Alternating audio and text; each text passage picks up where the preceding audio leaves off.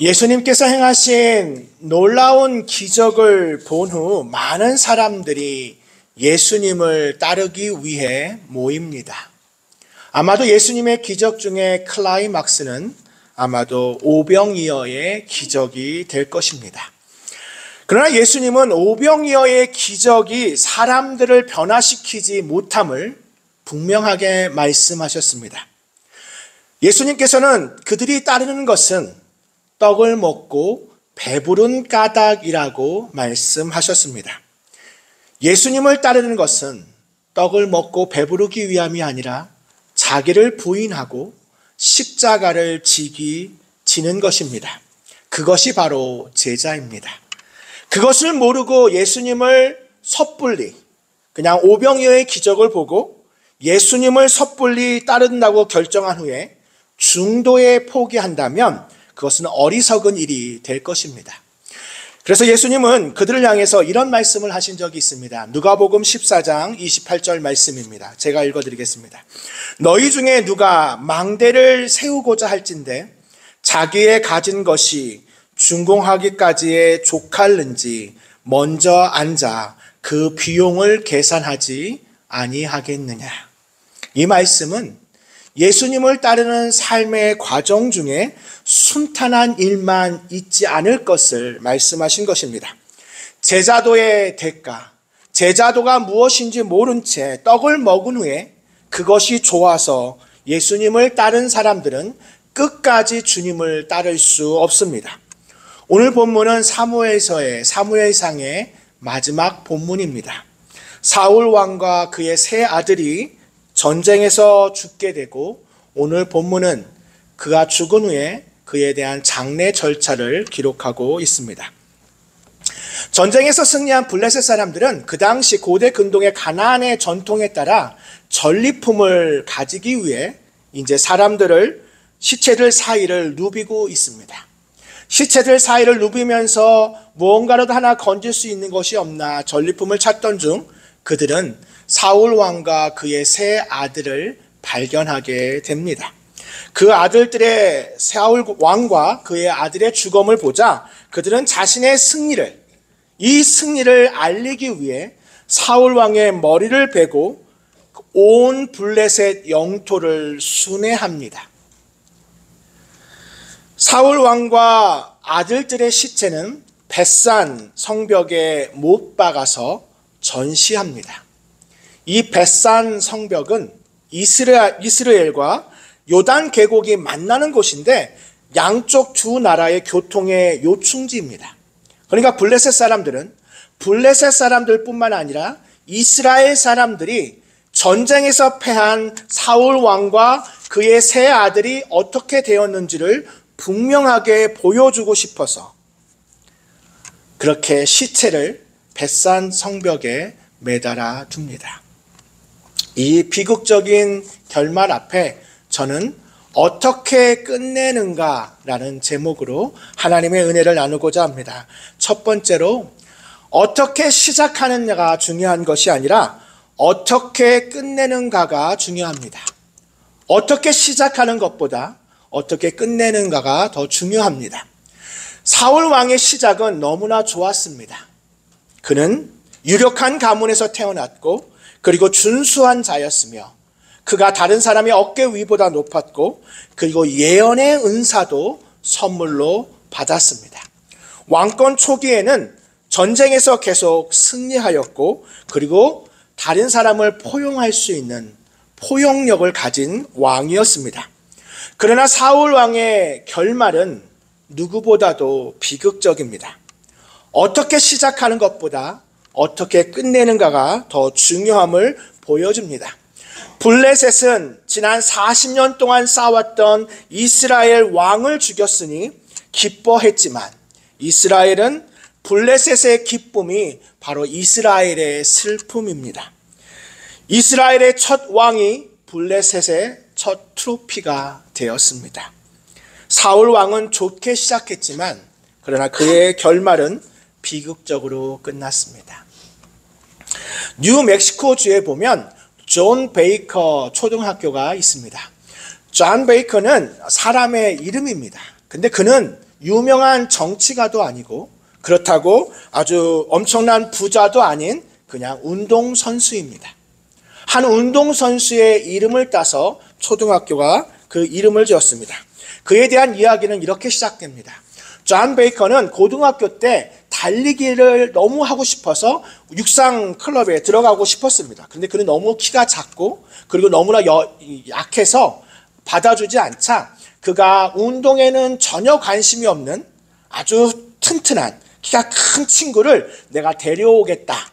나를 받아주면 그 친구를 내가 데려오겠다라고 말을 한 조건부로 그 육상부에 이제 들어가게 됩니다. 그렇게 존 베이커는 육상 선수가 되었습니다. 크로스컨트리라고 하는 크로스컨트리 달리기가 있던 그날 그 경시합에서 모든 사람은 그때의 챔피언이었던 로이드 고프가 그 경기에 출전하였기 때문에 로이드 고프가 우승할 거라고 모두 다 생각했습니다. 그래서 이제 크로스 컨트리 경기가 시작되고 마지막 결승전쯤에 이제 제일 먼저 오고 있는 사람이 누굴까? 아마도 로이드 고프일 거라고 생각했는데 존 베이커였습니다. 그렇게 존 베이커는 육상 크로스 컨트리 경기에서 우승을 했습니다. 많은 사람들이 놀랐습니다. 아주 기록적인 기록도 세웠습니다.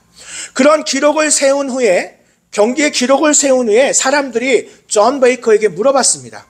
아니 어떻게 이렇게 우승을 하게 되셨습니까? 라고 질문을 하자 그는 이렇게 자기에게 간단한 질문을 했다고 합니다.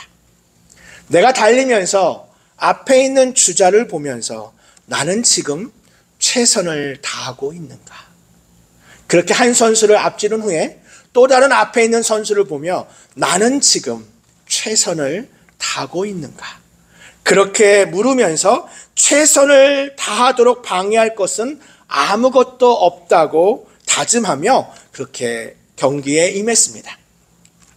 시즌이 진행되면서 이것이 우연이 아님을 존 베이커는 입증했습니다. 6개의 경기 기록을 경신하며 그는 그 주에서 가장 뛰어난 마일러로 기록되고 평가받고 있었습니다. 마지막 해 그의 고3 때는 모든 경기를 다 우승할 정도로 모든 그 컨트리 경기에 크로스 컨트리 경기를 우승했습니다. 그는 1962년에 뉴멕시코 대학에 입학했고 훈련을 한 단계 끌어올리며 그는 1972년에 있는 런던 올림픽을 준비하며 매일매일 달리기를 하며 준비하고 있었습니다. 그러나 훈련 중에도 혹시 생계를 위해서 그 엘버커키에 있는 한 초등학교의 육상 코치로 일하면서 그는 육상 코치로 일하면서도 훈련생들, 그 학생들을 아주 잘 가르쳤습니다. 개인적으로 돌보면서 또 그 아이들에게 달리는 법을 가르쳐주며 아주 학생들에게 많은 관심을 가진 코치로 알려졌습니다. 그는 항상 최선을 다하는 것이 어떤 것인지 학생들에게 가르쳤습니다. 마지막까지 포기하지 않고 끝까지 최선을 다하는 그런 것을 학생들은 존 베이커에게 배우게 되었습니다. 그런데 1969년 5월 어느 날 그는 달리기를 하면서 갑작스럽게 내가 이렇게 빨리 피곤한가? 너무 조기에 피곤함을 느끼게 되었고 그는 2주 후에는 가슴에 통증이 있음을 느꼈습니다. 그리고 아침에는 그의 사타구니가 부풀어 오르는 것을 발견하게 됐습니다. 그는 의사를 찾아갔고 의사의 이제 검진을 받은 후에 그가 이제 고환암에 걸렸다는 진단을 받았습니다. 아주 높은 단계의 고환암이었고 그는 6개월밖에 살지 못한다는 소식을 들었습니다. 시한부 판정을 듣게 되었습니다. 그러나 그는 포기하지 않고 수술을 받았는데 수술을 받은 후에 수술을 이제 받고 났는데 그냥 단순하게 그쪽 부분이 아니라 온몸에 또한 암이 퍼졌다는 것을 발견하게 됩니다. 수술을 받으면서. 그는 이제 2번째 수술이 필요하다고 들었는데 그 2번째 수술을 받은 그 순간 그는 수술 직전에 산에 차를 몰고 그 절벽에서 이제 자살할 생각을 하고 차를 몰고 산으로 올라갔습니다. 그는 자신이 겪은 이 고통을 가족들까지 겪게 하고 싶지 않았습니다. 그래서 그렇게 절벽을 향해서 차를 몰고 가던 중에 그는 갑자기 학생들의 얼굴이 떠올랐습니다. 늘 학생들에게 지금 네가 하는 것이 최선을 다하는 것인가? 라고 가르쳤던 자신의 모습이 떠올랐습니다. 그래서 내가 이렇게 행동하는 것이 최선을 다하는 것인가? 라고 본인에게 다시 묻게 되었고, 그는 이렇게 하는 행동이 자신이 할 수 있는 최선이 아니라는 것을 깨닫고 다시 돌아옵니다. 그리고 그 여름에 수술과 치료를 받은 후에 다시 학교에 복귀한 후에 그는 장애 아동들을 위한 프로그램을 시작합니다. 장애 아동들도 충분히 달릴 수 있다는 것, 그리고 그가 가르쳤던 아이들을 위해서 또한 클럽을 만들었는데요. 그는 그 클럽을 이제 만들고 학생들을 격려하기 위해 자기가 받았던 트로피를 다시 도금하고 다시 이름을 새겨서 학생들 한 명 한 명을 다 격려하면서 그 아이들에게 최선을 다하는 삶이 어떤 것인지 보여줬습니다. 그는 심지어 통증이 너무 심할 때 그 통증을 좀 완화시키는 약도 거부했습니다. 왜냐하면 학생들을 가르치면서 달리면서 그 통증을 완화시키는 약이 훈련에 방해가 되기 때문입니다. 그는 듀크시티 대셔라고 하는 클럽을 만들었고 작은 그 달리는 트랙 클럽을 만들었는데, 그 트랙 클럽이 그 당시에 모든 그 대학의 학생들을 뛸 수 있는 그 결승에 진출할 정도로 클럽을 아주 높은 단계로 올려놓습니다. 그는 강력한 팀으로 성장했고요. 듀크시티 대셔라고 하는 이 클럽이 마지막 최종 결승전에 진출할 것이라는 예측을 하게 됐습니다. 그런데 안타깝게도 그 결승전 진출하기 몇 주 안 되는 그날, 그는 25세의 나이에 그는 그 경기에 참석하고 싶었지만 그 경기에 참석하지 못하고, 안타깝게도 그것을 이루어지지 않고 추수감사주일에는 20 나이에 그는 사망하게 됩니다. 그는 별세했습니다. 첫 의사를 방문한 후 18개월이 지난 일이었습니다. 그는 그 어려운 상황, 그러나 그는 포기하지 않았습니다. 최선을 다해서 했고, 그 이야기를 들은 그 학교의 초등학교의 모든 학부모들은 그 학교의 이름을 존 베이커, 그 육상 코치의 이름을 따서 존 베이커라고 이름을 바꿨고, 모든 520의 가족들이 다 만장일치로 그 이름을 바꾸는 것에 대해서 만장일치로 찬성했습니다. 오늘날 아직까지 존 베이커는 뉴멕시코주의 앨버커키에 보면 존 베이커 초등학교가 있습니다. 근데 그가 그 암 진단을 받고 나서 쓴 시가 있습니다. 그 쓴 시를 제가 잠깐 읽어드리도록 하겠습니다. 자막을 보시면서 제가 읽어가겠습니다. 많은 생각이 내 마음을 스쳐가고 출발선에 서면서 뱃속에 나비들이 날아다니며 마지막 깊은 한숨을 내쉰다. 죽음이 가까워 오는 듯 느끼지만 경기의 끝을 두려워하지 않는다. 끈이 가슴에 닿을 때 영원한 휴식의 시간이 온다는 것을 안다. 총성이 울리고 경기가 시작되면 오직 하나님만이 내가 이겼는지 아신다. 내 가족과 친구들, 그리고 많은 이들이 이것이 무엇을 위한 것인지 이해하지 못할 것이다. 그러나 이 죽음을 향한 경주는 마지막 시험이고 나는 두려워하지 않는다. 나는 최선을 다했으니까. 젊은 나이에 암에 걸리고 어찌 보면 이른 나이에 하나님의 부르심을 받았지만 그는 끝까지 포기하지 않았습니다. 마지막 순간까지 그는 코치로서, 그리고 그가 가르치는 아이들을 위해 최선을 다했습니다. 마지막까지 최선을 다하는 그의 모습이 많은 이들에게 감동을 주었습니다. 그런데 우리는 사울 왕의 마지막 모습을 너무나 잘 알고 있습니다. 전쟁에 임하기 전, 이 전쟁에 임하기 전 마지막 순간에 우리가 본 사울 왕의 모습은 엔돌에 신접한 여인을 향해 걸어가는 발걸음이었습니다. 그가 엔돌에 신접한 여인을 향해 걸어가는 그 발걸음 중에 단 한 번이라도 이것이 내가 이스라엘 왕으로서 최선을 다하는 모습인가? 내가 기름 부음 받은 자로 이것이 하나님이 기뻐하는 모습일까? 단 한 번이라도 그가 걸어가는 그 걸음, 마지막 걸음 가운데 그가 그렇게 물었다면, 그런 마음이 있었다면 그는 발걸음을 돌렸을 것입니다. 그러나 그는 끝까지 신접한 여인을 찾아가 그 여인을 통해서 자신의 궁금증을 해결받으려 했습니다. 어떻게 시작하는지가 아니라 어떻게 끝나는지가 중요합니다. 두 번째로, 마지막은 하나님의 말씀입니다. 우리의 마지막 선택은 항상 하나님의 말씀입니다. 사울 왕의 죽음과 장례에 대해서 사무엘상 31장은 자세하게 기록하지만 그의 죽음에 대해서 어떠한 평가도 하고 있지 않습니다.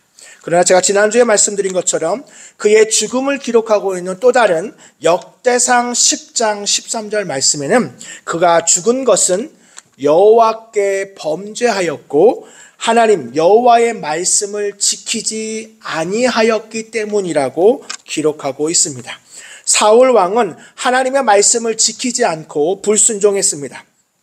처음에는 레위기와 신명기의 말씀을 따라 박수와 신접한 여인을 그 땅에서 멸절하기 위해 그는 노력했습니다. 그러나 후에는 다시 신접한 여인을 찾는 모습을 보여줍니다. 우리는 마지막까지 하나님의 말씀을 읽고 묵상하고 말씀대로 살아야 합니다. 사무엘상 말씀은 지금부터 3000년 전의 역사를 기록한 책이 아닙니다. 21세기를 살아가는 저와 여러분을 위한 하나님의 말씀인 줄 믿습니다. 이 말씀대로 살아갈 것을 위한 하나님께서 주신 말씀입니다. 하나님의 말씀이 우리의 마음을 비추고 우리가 잘못된 점을 깨닫게 하여 주시고 새로운 삶의 결단에 각오를 하게 하여 주시는 것이 하나님의 말씀입니다. 아주 오래전에 한 목사님이 그 차를 고치는 과정에서 깨닫게 된 일화를 이야기하신 적이 있는데, 그 목사님이 1982년형 그 폭스바겐에서 나오는 골프라고 하는 그 차를 가지고 있었습니다. 그 목사님은 차를 참 좋아했습니다. 차가 예뻤고 그리고 그 예쁜 차의 엔지니어링을 참 좋아했습니다. 그러나 그 목사님이 정비사는 아니었기 때문에 차가 고장나면 전문가에게 맡겼습니다. 단순한 전문가는 안 됩니다. 왜냐하면 이게 외제차이기 때문에 외제차 전문가에게, 정비사에게 맡겨야만 했습니다. 그 차는 독일에서 만들어진 차였고 울프버그 에디션이라고 하는 특별한 에디션이 있기 때문에 거기에 맞는 정비사에게 부탁해야만 했습니다. 그래서 그 목사님은 아마 그 정비사가 가장 잘 고칠 거야 라고 생각했지만 그렇지 않았습니다. 전문가가 잘 고칠 수는 있지만 너무너무 비쌌습니다. 그 전문가에게 맡기는 건 너무 비쌌고, 그리고 이 차를 가장 잘 고칠 수 있는 사람이 누굴까 생각해 봤는데 바로 자신이라는 걸 알게 되었습니다. 왜냐하면 그 정비사보다 그가 갖고 있는 한 매뉴얼이 있었는데, 이 매뉴얼은 그 차량을 직접 설계하고 그 차량을 조립한 사람이 만든 에디션 매뉴얼이었습니다. 바로 그 매뉴얼, 차량을 설계하고 조립한 사람이 쓴 그 매뉴얼을 처음부터 끝까지 읽게 되었습니다. 처음부터 끝까지 그 매뉴얼을 읽으니까 나중에 차가 문제가 생길 때마다 그 문제 해결에 대한 에디션을 읽은 것이 다 생각났습니다. 그래서 엔진 소리만 들어도 정확하게 무엇이 필요한지를 알 수 있었습니다. 그래서 그 문제를 자기가 진단한 후에야 다른 정비사에게 찾아가서 그의 의견을 또 들어보기도 했습니다. 새로운 변속기가 필요하거나 파워 스티어링이나 아니면 기어가 마모됐는지 정비사보다 오히려 이분이 더 그 차에 대해서 잘 알게 되었습니다. 그래서 때로는 어제 설치한 배터리가 제대로 잘 못된 것 같다고 이렇게 이야기할 정도로 그 차에 대해서 잘 알게 되었습니다. 왜 그렇습니까? 그 차를 설계한, 그 차를 조립한 사람이 쓴 매뉴얼을 처음부터 끝까지 읽었기 때문입니다. 사랑하는 성도 여러분, 우리를 너무나 잘 아시는 하나님께서 주신 것이 하나님의 말씀입니다. 그러므로 우리는 처음부터 끝까지 이 하나님의 말씀을, 이 문제 해결 가이드처럼 하나님의 말씀을 읽어야 합니다. 마지막은 하나님의 말씀이기 때문입니다. 사울 왕은 마지막 순간에 하나님의 말씀을 지키지 못했습니다. 마지막으로 오늘 본문이 주는 하나님의 은혜는 어떻게 끝내는가는 우리가 뿌린 씨앗의 결과입니다. 어떻게 끝내는가는 오늘 우리가 뿌린 씨앗의 결과입니다. 오늘 이렇게 마지막 비극적인 결말 가운데, 사울 왕의 이 마지막 결말 가운데 이 비극적인 일에도 사울 왕의 장례를 준비하는 사람들이 나옵니다. 길르앗 야베스 주민들입니다. 이 길르앗 야베스 주민들은 목숨을 걸었습니다. 목숨을 걸고 모든 장사들, 즉 힘이 있는 장사들이 밤새 달려가서 그 시체를 내린 후에 그 시체를 화장하고 그 뼈를 에셀 나무 아래 묻고 7일간 금식하며 애통합니다. 그런데 길르앗 야베스 주민들은 베냐민 지파가 아닙니다. 사울 왕과 어떤 친족의 관계가 있지 않습니다. 그런데 길르앗 야베스 주민들이 그 소식을 듣고 그렇게 목숨을 걸고 사울 왕에게 찾아가 그 장사를 치르는 일, 이것은 사무엘상 11장으로 올라가야 합니다. 사무엘상 11장에 보면 암몬 사람들이 길르앗 야베스 주민들을 치러 옵니다. 암몬 왕 나하스가 길르앗 야베스 주민들을 공격하러 오는데, 길르앗 야베스 주민들이 이스라엘 모든 종족들에게 도움을 요청합니다. 그런데 사사기 때 전쟁이 있었을 때, 베냐민 지파와 다른 지파들과의 전쟁이 있을 때 길르앗 야베스 주민들이 그 전쟁에 참여하지 않습니다. 그러자 다른 모든 지파들이 길르앗 야베스 주민들을 도와주는 일에 아무도 나서지 않습니다. 길르앗 야베스 주민들은 어쩔 수 없이 나하스 왕에게 화친을 청합니다. 한마디로 말하면 황복합니다. 그런데 암몬 왕 나하스는 이렇게 말합니다. 너네들이 나와 화친을 맺으려면 너희들 오른쪽 눈을 다 빼야, 그래야 내가 항복을 받아주겠다고 말합니다. 그런 길르앗 야베스 주민들, 그러니까 항복도 할 수 없는 거예요. 왜냐하면 자기의 오른쪽 눈을 다 빼내야 하기 때문입니다. 그 순간 사울 왕이 아직 왕으로 임명받기는 전입니다. 물론 기름 부음을 받았지만 왕으로 임명받기 전에 그 소식을 듣고 모든 주민들에게 용기를 내라고 말합니다. 그리고 길르앗 야베스 주민들을 암몬 왕 나하스로부터 구하러 갑니다. 그래서 그들을 위기에서 구합니다. 그 도움을 받았던 길르앗 야베스 주민들이 사울 왕의 마지막 순간, 아무도 그의 장례를 치러주지 않는 그 마지막 순간에 사울 왕의 장례를 치러주는 그 길르앗 야베스 주민들, 바로 사울 왕이 뿌린 씨앗의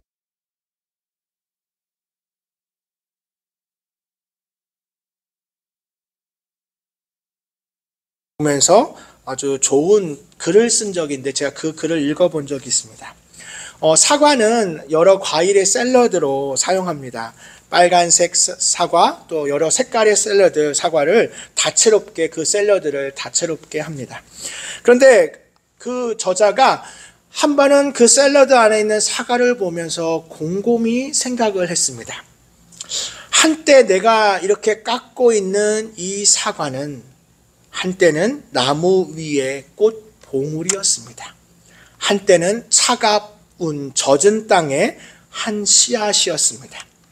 많은 사람들은 그냥 조리대 위에 있는 사과를 볼 수 있지만, 그 사과가 되기까지, 그 과일이 되기까지 그 계절, 그 해를 보는 사람은 거의 없고, 그 씨앗과 젖은 땅, 새싹, 작은 나무, 차가운 겨울, 봄에 촉촉하고 따뜻한 날씨, 예쁜 꽃들, 그리고 바쁘게 날아다니는 작은 꿀보를 보는 사람은 적습니다.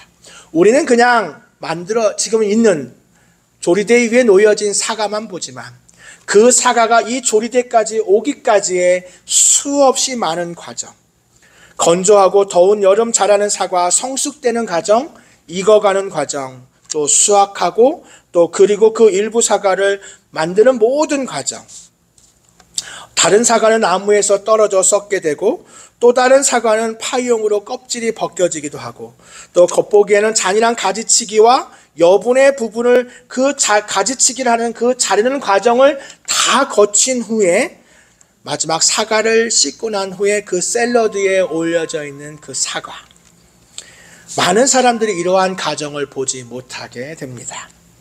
모든 것은 시간의 과정입니다. 그러나 하나님 아버지는 이 모든 과정을 아십니다. 하나님 아버지께서는, 우리 아버지께서는 계획을 가지고 계시고 누군가는 그 꿈을 꾸고 좋은 땅을 찾아야 했습니다. 누군가는 씨앗을 심기로 결정해야 했고 또 그 사과를 손에 들게 하였고 누군가는 물을 주고 또 미래를 위한 희망을 주었습니다. 이 나무와 사과에 대해서 얼마나 많은 시간과 노력을 투자했을까요? 우리는 그 사과 안에 있는 씨앗의 수를 셀 수 있지만 우리 하나님께서는 그 씨앗 속에 사과가 얼마나 많은지를 셀 수 있으십니다. 사랑하는 성도 여러분, 우리가 한 사과를 보면서 그 사과 안에 얼마나 많은 사람들이 노력하고 물을 주고 또 그 폭풍우를 얼마나 많이 겪었는지 우리는 알 수 없지만 우리가 그 샐러드에 놓여 있는 그 맛있는 사과를 먹을 수 있는 것, 그 안에 많은 것들이 있음을 우리는 기억해야 합니다. 사랑하는 성도 여러분, 우리가 앞으로 겪게 될 많은 일들은 오늘 우리가 뿌린 씨앗의 결과입니다. 사울 왕은 길르앗 야베스 주민을 도울 때 믿음으로 행했습니다. 반대도 있었고 어려움도 있었습니다. 그러나 그는 기름 부음을 받은 자로 길르앗 야베스 주민들을 도와주어야 한다고 생각했습니다. 그는 오늘 그 뿌린 그 씨앗의 열매를 오늘 이 마지막 비극적인 상황에서 자기를 향해 7일 동안 애통하고 애곡하는 이들을 얻게 된다는 것입니다. 그러나 안타깝게도 사울 왕은 왕이 된 이후에는 다윗을 미워하고 블레셋을 두려워하고 하나님을 의지하는 믿음에서 멀어져 불신앙의 길을 걷게 됩니다. 오늘 이 비극은 그가 뿌린 또한 그 뿌린 씨앗을 거두는 것입니다. 사랑하는 성도 여러분, 여러분은 어떤 씨앗을 뿌리고 계신가요? 오늘로써 79번의 사무엘상 말씀이 끝이 납니다. 아마도 궁금하실 것 같아요. 사무엘상 말씀이 끝났으니까 이제 사무엘 하를 할까 궁금하실 것 같은데요. 사무엘 하 설교는 내년 1월부터 시작됩니다. 제가 2022년에 딱 이맘때였습니다. 이제 모든 청빙이 결정되고 하나님 앞에 덴버 한인교회 청빙 결정된 후에 기도의 자리로 들어간 후에 하나님께서 저에게 사무엘서 말씀을 주셨습니다. 그래서 제가 9월, 10월, 11월, 12월 사무엘상 말씀을 기도로 매일매일 준비했습니다. 물론 매주 설교는 그 주에 제가 이제 한 주 설교를 그 주에 준비하지만 특별히 이제 사무엘상 전체를 보는 주석과 또 논문과 수없이 많은 사무엘서 서적을 보면서 4개월간 기도로 사무엘상 말씀을 준비했습니다. 마찬가지로 오늘부터 12월까지 저는 사복음서에 나타난 우리가 아는 사복음서에 나타난 하나님의 은혜, 하나님의 치유, 복음의 기적에 대해서 말씀을 전하겠지만 특별히 또 많은 시간을 기도하면서 사무엘하 말씀을 내년 1월에 전하도록 4개월간 기도로 준비할 것입니다. 여러분도 함께 기도하며 준비하며 사무엘서를 통하여 주시는 사랑과 순종을 통해 하나님을 기쁘시게 하는 삶을 살아가는 저와 여러분 되시기를 주님의 이름으로 축원합니다.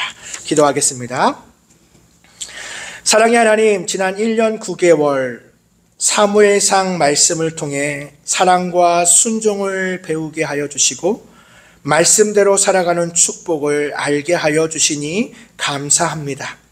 오늘 사울 왕이 어떻게 끝나는지 그의 비극적인 모습을 통해 또한 우리를 돌아보게 하여 주시니 감사합니다. 어떻게 시작하는 것도 중요하지만 어떻게 끝내는지가 중요함을 알려주시니 감사합니다. 말씀 앞에 늘 머물게 하여 주시고 오늘도 울며 씨를 뿌리는 자는 기쁨으로 단을 거두게 됨을 기억하며 우리 삶에서 믿음의 씨앗을 뿌리고 복음을 전하고 이웃을 사랑하는 삶을 살아가게 하여 주시옵소서. 예수님의 이름으로 기도합니다. 아멘.